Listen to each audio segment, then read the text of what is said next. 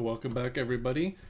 I am now broadcasting from my new location, which is no longer in the closet, and so no fancy background, just a wall. Maybe one of these days I'll have something else back there.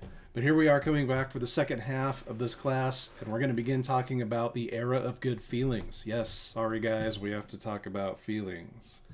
But no, not really. This is called the era of good feelings by the president, James Monroe, who will take over from James Madison in 1817. Monroe will serve 2 terms.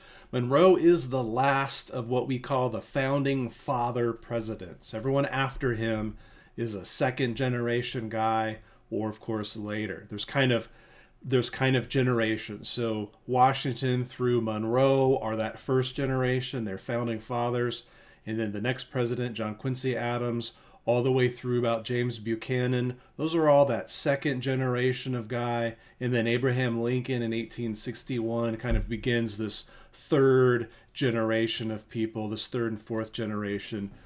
Almost all of that generation, of course, served in the Civil War.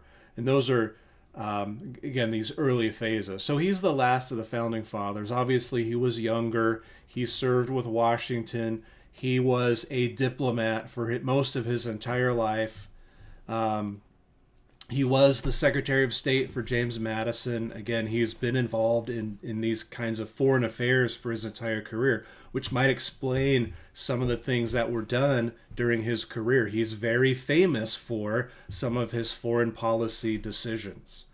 So what most people know about him is the Monroe Doctrine, which we're going to talk about in just a minute. But what most people, at least from the contemporary day, wrote about him was that he was honest. They didn't really have a lot of other things to say. And part of the reason he calls this era the era of good feelings is because there is no more Federalist Party. It basically withers away and dies.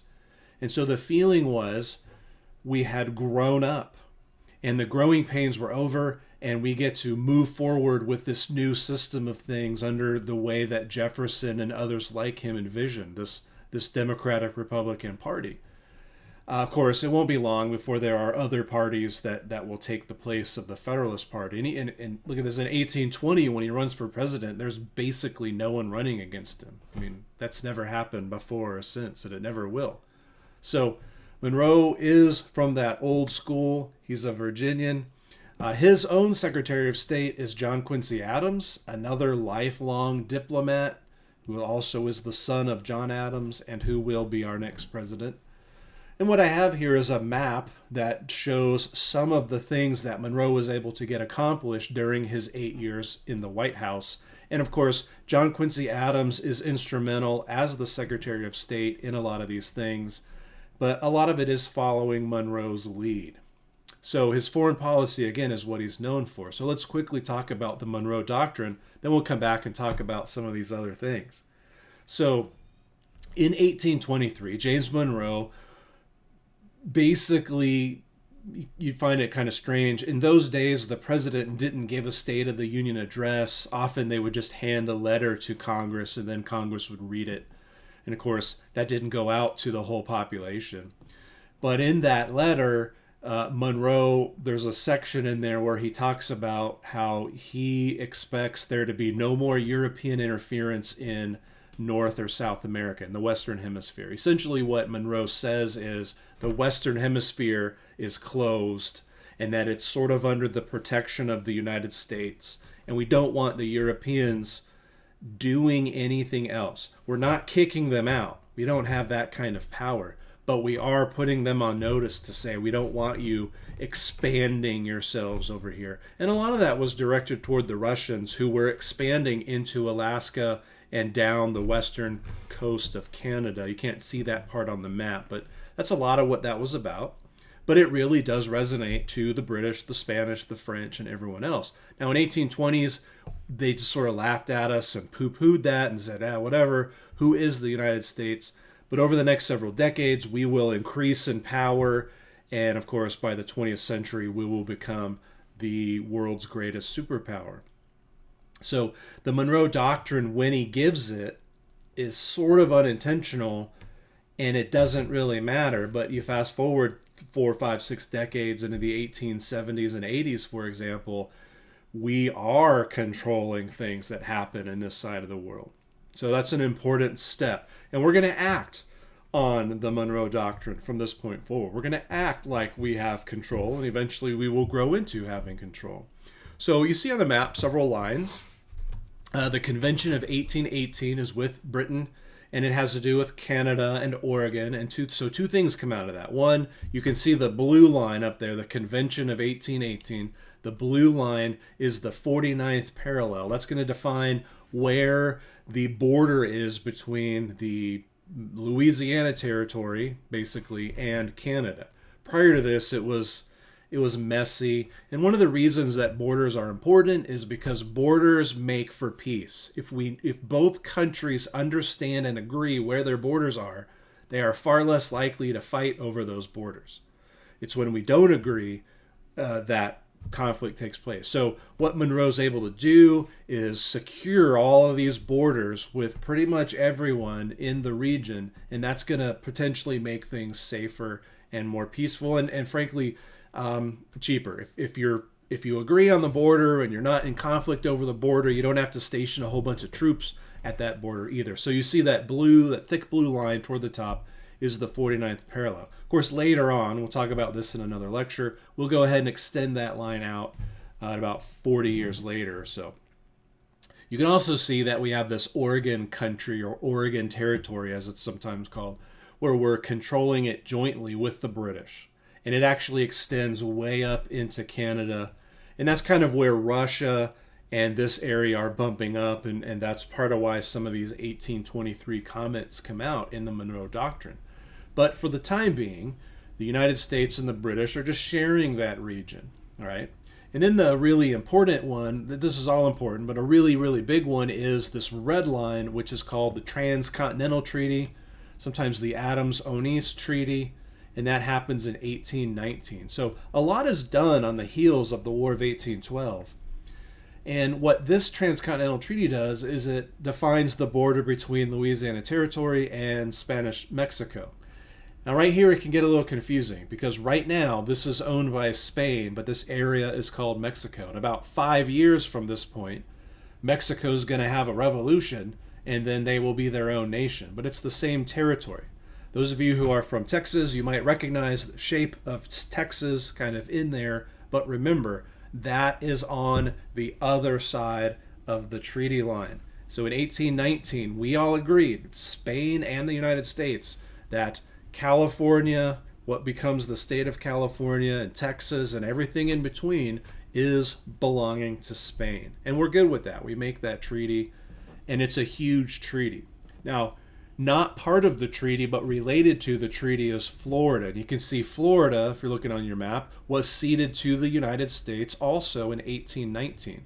And that actually goes back to another Andrew Jackson move, right? Remember, we talked about Andrew Jackson, Old Hickory, who was this general during the War of 1812, and he's the guy that was going to blow up New Orleans if they wouldn't let him in.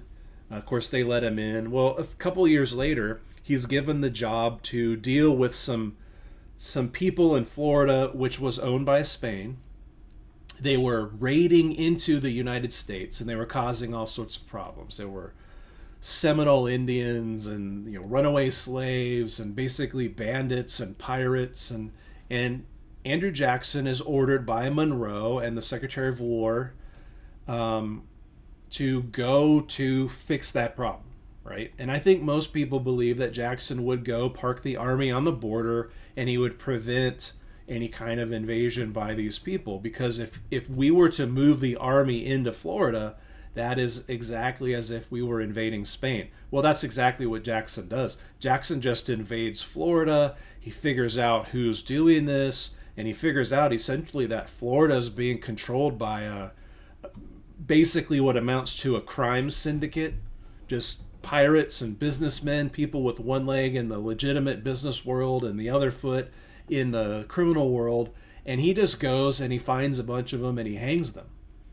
Now, the Secretary of War wants his head. He wants Jackson's head because he started an international incident. He's going to cause a war with Spain, and we're not ready for a war with Spain. But James Monroe, the president, just kind of says, "No, just hold on. Let's just see what happens." And I think James Monroe kind of knew what would happen. And Quincy Adams, the same thing. And basically, Spain at that point realizes, hey, we don't even really control Florida anyway. Let's just sell it to the United States, and this whole problem will go away. And then Florida can be the United States problem and not our problem. And I think Florida just was not very profitable for Spain anyway. And they just realized they couldn't control it. So as part of the goodwill and as they were working on this treaty, sorry, my nose is itching. I can't make it stop. As part of this treaty, anyway, I think they just decided for better just to give Florida or sell Florida to the United States. So we bought it for something like $5 million, pretty cheap. And so, again, all of this is accomplished by James Monroe in especially the early part of his presidency. And this is huge because it sets borders, it sets expectations. It helps create a situation where there will be more peace. Another reason he calls this the era of good feelings is because it feels like they're dealing with a lot of these major problems, right? Now, another big issue that's going to happen during his presidency is called the Missouri Compromise, and that happened in 1820. And it has to do with the state of Missouri, or rather the territory of Missouri, asking for statehood, and they want to become a slave state. But at this point, that's becoming problematic, all right?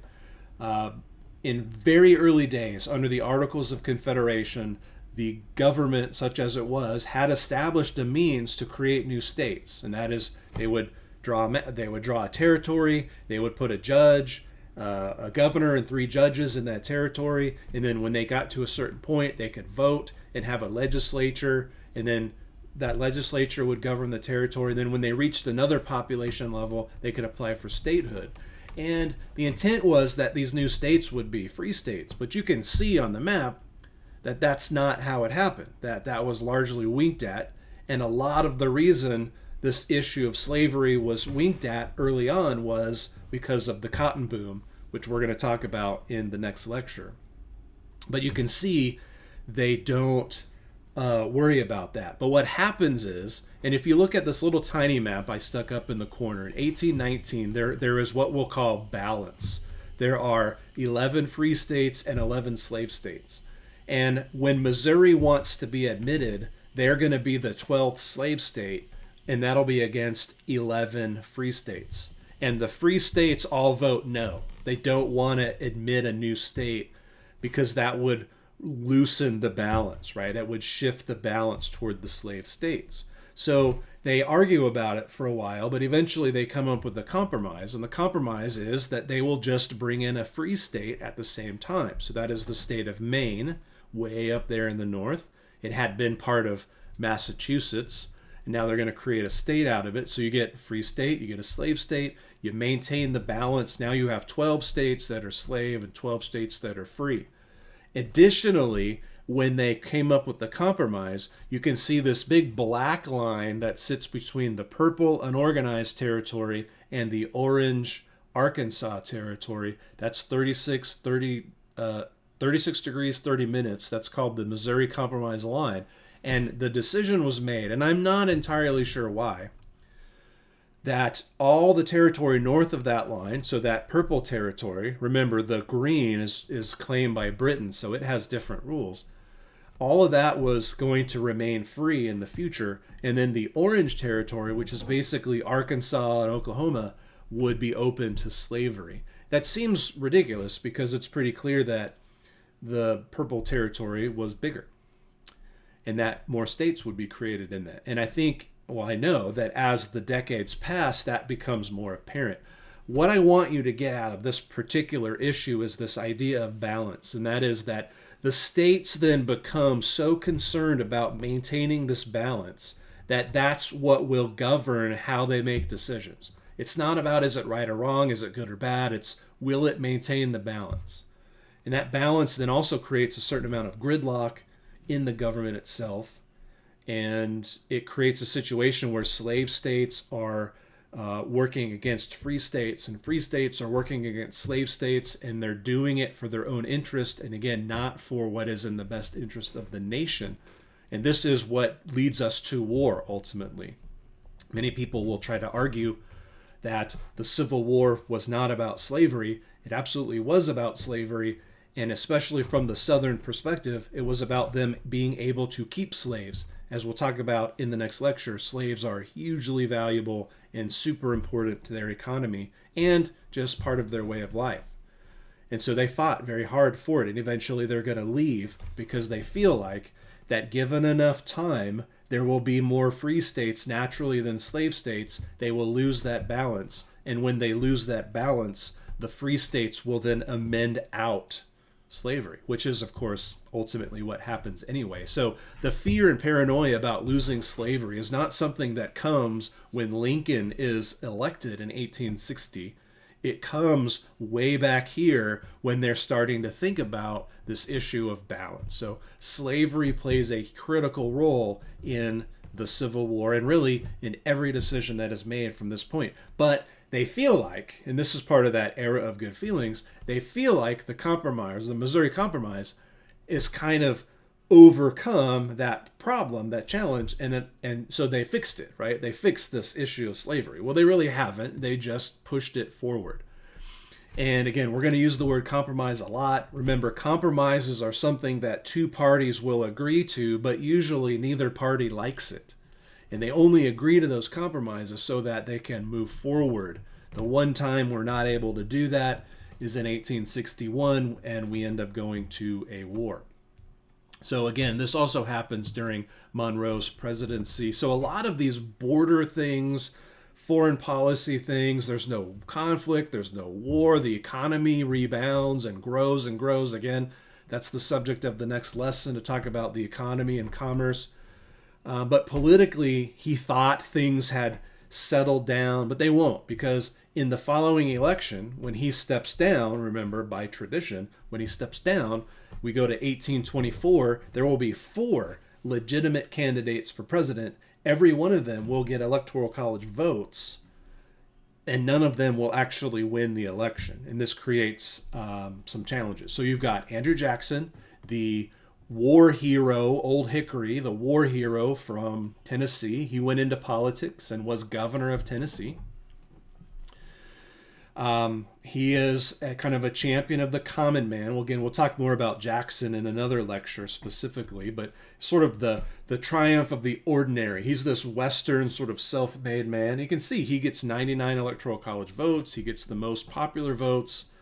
But he did not win enough votes to win the election. You had to win a half plus 1 of the electoral college votes to win. 99 doesn't cut it. John Quincy Adams from Massachusetts runs, and to keep in mind, there is no more Federalist Party, so everyone is essentially a Republican. Sometimes people say these guys are of no party, but they're basically Republicans. They're all claiming to be Republicans. So Quincy Adams really is a Federalist in Republican clothing, I suppose. So he supports tariffs, that is taxes on foreign goods. He supports spending on internal improvements like roads and canals and things like that to improve business and improve commerce. He gets the second most votes at 84. A gentleman named William Crawford from Georgia, true Southerner, states' rights guy, gets 41 votes. And then Henry Clay from Kentucky, another Westerner, very popular, Speaker of the House in the House of Representatives, supports tariffs and spending, and is also worried and concerned about this growing problem between North and South that has to do with slavery and so on. And again, those are issues we'll be talking about a lot as we go through the next section of this class, really almost all the way to the end.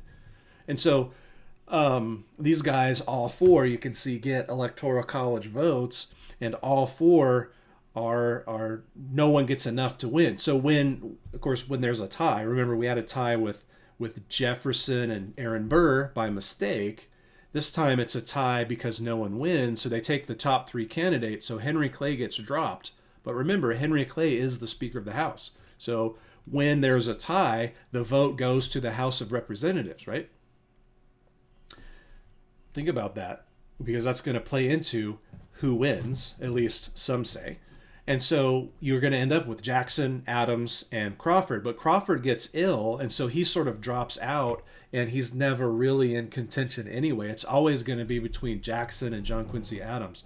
Well, You can see the bottom row here is where John Quincy Adams is declared the winner, and the House votes for him, declares him the winner. Andrew Jackson is furious. He felt like he should have been declared the winner. Now, that's not how the system works, but Jackson felt like because he got the most electoral college votes, he should be declared the winner. But again, that's not how the system works. Otherwise, he would have been declared the winner anyway. What's the point?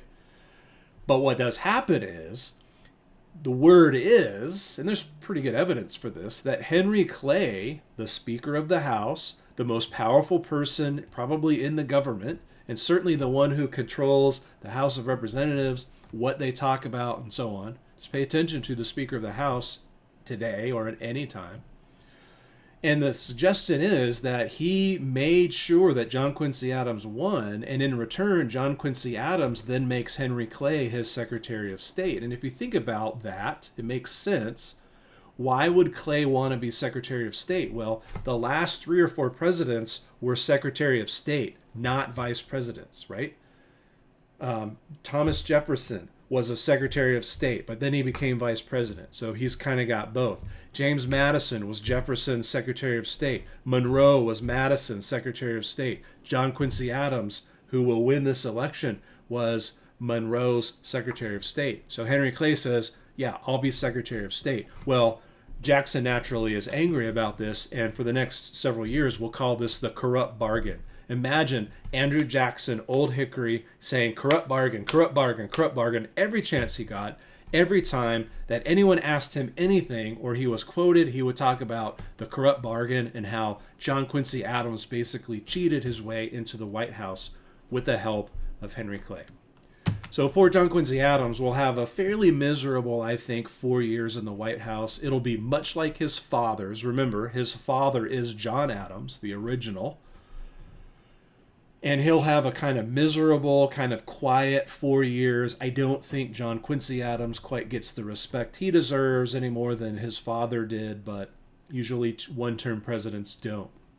He also was a lifelong diplomat.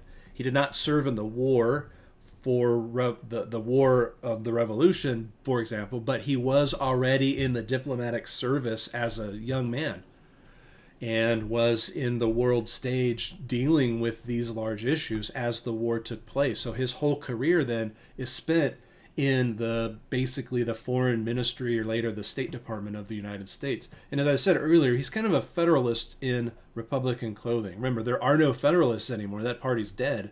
And so he has an R behind his name, as you see, but he really is still a Federalist. He's very much like his father. As we said, he supported spending money on what we call infrastructure or internal improvements. Again, roads, steamboats, canals, things like that. Again, that's the subject of another lecture, those things in particular. But he wants the federal government to spend money on that.